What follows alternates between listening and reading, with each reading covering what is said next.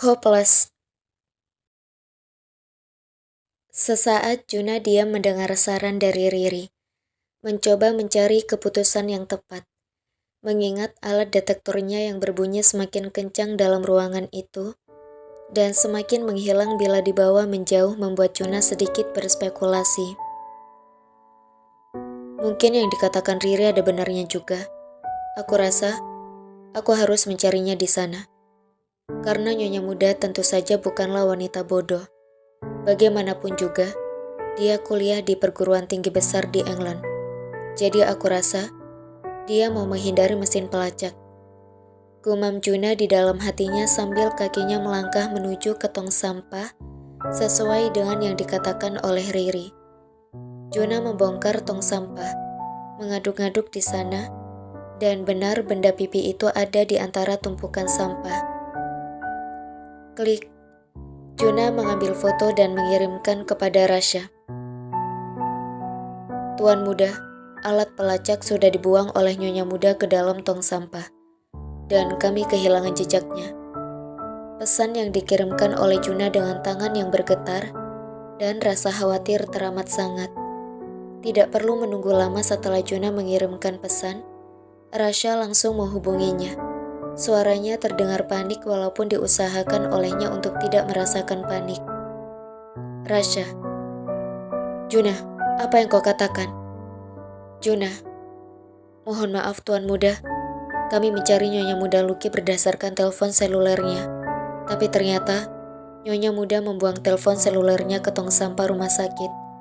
Dan hingga kini, kami belum menemukan keberadaannya. Rasha, apa kau bilang? Kau kehilangan jejaknya. Bukankah sudah jelas kemarin aku katakan padamu bahwa aku ingin ada orang-orang yang berjaga di sekitarnya? Laporkan semua kegiatan yang dilakukan olehnya. Tapi kenapa kau justru malah bisa kehilangan jejaknya? Juna, mohon maaf Tuan Muda. Ini salah saya yang menyangka bahwa tidak perlu memanggil para bodyguard itu ketika Nyonya Muda pergi bersama Anda. Mohon maaf, karena inisiatif saya salah. Rasha, aku tidak mau tahu kemana kau pergi mencarinya, tapi aku ingin dia ada di sini secepatnya. Klik. Rasha mematikan teleponnya. Matanya memerah menahan kesal, dan kedua tangannya mengepal. Bahkan kuku-kukunya yang sudah dipotong berasa ingin menembus kulitnya saking sakit yang ditahan oleh Rasha. Jadi, Juna tidak menaruh orang di sana untuk mengikutinya. Berarti tadi aku meninggalkannya sendirian. Dan tidak ada satu orang pun yang bersamanya. Lalu kemana dia pergi? Kenapa dia harus membuang handphonenya? Bersama siapa dia sekarang?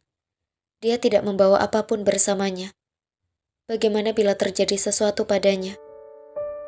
Rasha cemas sendiri memikirkan di mana Luki berada. Kedua tangannya bahkan keluar keringat dingin. Degup jantungnya mengencang. Tidak ada lagi rasa tenang seperti yang dirasakan Rasha ketika meninggalkan Luki tadi dari rumah sakit. Rasha memang menduga bahwa orang-orang suruhannya selalu ada di sekitar Luki. Sehingga walaupun Rasha meninggalkannya dari rumah sakit, orang-orang itu masih tetap mengawasi Luki dan akan melaporkan padanya bila terjadi sesuatu pada Luki. Tapi ternyata, dugaan Rasha salah. Juna tidak menyuruh para bodyguard mengikuti Luki. Apabila Luki sedang bersama dengan Rasha, kini tubuh Rasha pun menggigil. Hatinya semakin sakit, dan rasa takut sudah mulai menghantuinya. Kiana, di mana kau berada sekarang? Tanyanya lirih di dalam hati. Rasha berjalan mondar-mandir tidak karuan. Bingung harus melakukan apa. Sesekali tangannya menyentuh dagunya. Sesekali menyisir rambutnya ke belakang. Sesekali kedua tangannya mengusap wajahnya atau mengepal geram dan kesal yang dirasakan oleh Rasha. Kini dirinya pusing kemana harus mencari Luki. Aku tidak akan berani meninggalkannya sendirian di sana kalau misalkan aku tahu tidak ada penjaga bersamanya. Dan aku sebetulnya hanya ingin memberinya pelajaran, bahwa aku juga ingin diperhatikan. Tapi aku tidak tahu kalau ujungnya akan seperti sekarang. Aku tidak tahu kemana dia pergi. Dia bahkan membuang handphonenya karena aku yakin dia tidak ingin aku tahu di mana keberadaannya. Apa dia ingin pergi menemui laki-laki itu? Perasaan negatif sudah menguasai Rasya lagi, membuat Rasya berspekulasi. Kalau sampai aku tahu dia pergi menemui laki-laki itu, aku akan pastikan membuat mereka berdua menerima hukuman yang sangat berat. Aku tidak akan lagi bermain perasaan. Rasya langsung memanggil handphone Juna setelah mendengarkan kalimatnya. Rasya, tolong cek panggilan terakhir di ponsel istriku. Juna, baik tuan muda. Klik. Rasya mematikan teleponnya. Telepon terakhir Nyonya Muda menghubungi Nona Muda Rere di 7 pagi. Pesan masuk dari Juna untuk Rasya. Jadi Lucky tidak menghubungi laki-laki itu dan mereka tidak janjian. Berarti dia pergi sendiri. Tapi dia pergi kemana? Rasya belum memiliki ide kemana Lucky akan pergi. Apa dia menghubungi Rere? Aku rasa tidak mungkin. Lucky bukan orang yang suka mengganggu ketentraman orang lain. Dan dia tidak mungkin mengobrol masalah kepada Rere. Rasya bicara dalam hatinya, yang akhirnya terduduk lemas di sofa sambil memikirkan Lucky. Segala bayangan Lucky kini hadir di mata Rasya dalam pikirannya, dan membuat hatinya semakin lemas, tidak tahu kemana harus mencari wanitanya. Rasya juga mengutuki dirinya sendiri yang begitu tega membiarkan Lucky sendirian di sana.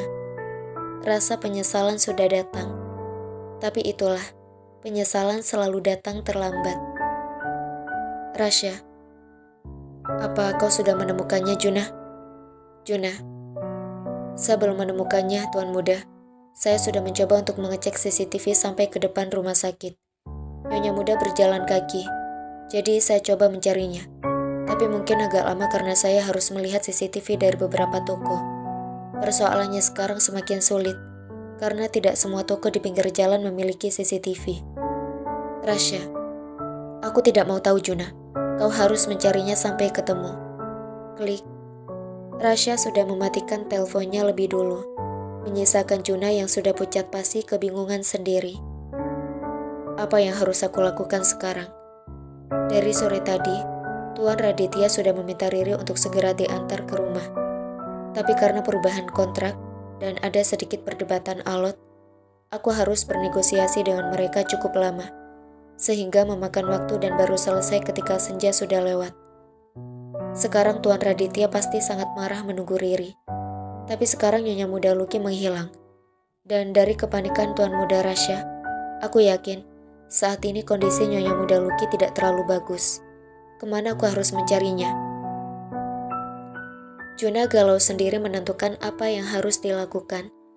Apalagi melihat Riri dari tadi sudah menelpon bolak-balik dan wajahnya terlihat panik. Nona Muda, saya akan segera mengantar Anda ke mobil dan Anda bisa pulang lebih dahulu dengan sopir. Mari ikut saya, Juna bicara sambil menunduk. Aku tidak mau pulang. Aku ingin mencari kakak ipar.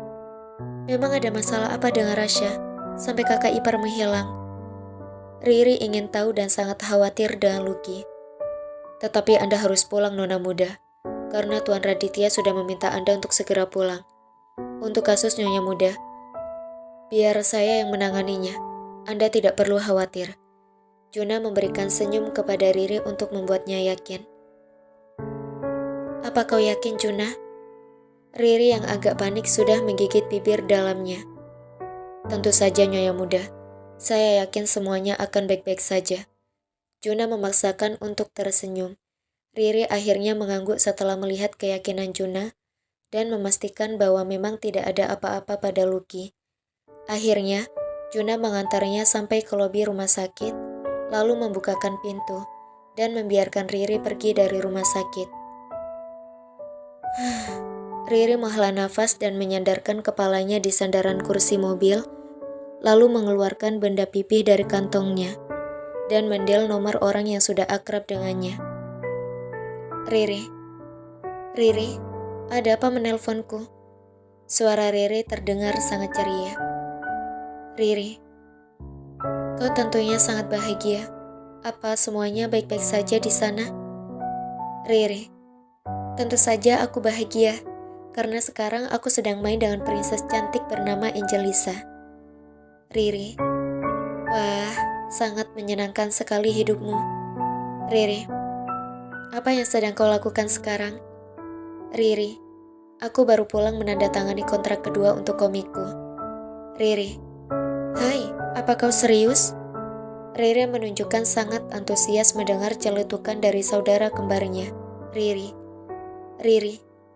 tentu saja, buat apa berbohong padamu? Riri, apa Juna juga yang mengantarmu?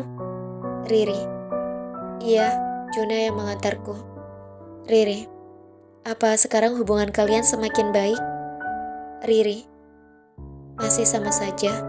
Cuma ada berita negatif yang harus aku sampaikan padamu. Riri, ada apa? Riri, kakak ipar hilang. Riri, apa kau bilang? Apa Rasya sedang bertengkar dengan kakak ipar? Riri, aku nggak tahu kenapa, tapi memang sepertinya begitu. Riri langsung menceritakan semua yang didengarnya dari obrolan telepon Rasya dan Juna. Lalu Riri juga menceritakan betapa paniknya Juna dan semua yang terjadi dan dilihatnya di rumah sakit. Baik Riri maupun Riri, dua-duanya menangis. Mereka tidak bisa menahan rasa sedih mereka mendengar bahwa Lucky pergi tidak membawa apapun juga. Dan kini hilang entah kemana. Kenapa kau menangis? Klik. Riri mematikan teleponnya setelah Riri mendengar suara seseorang pria menegur Riri dari belakang.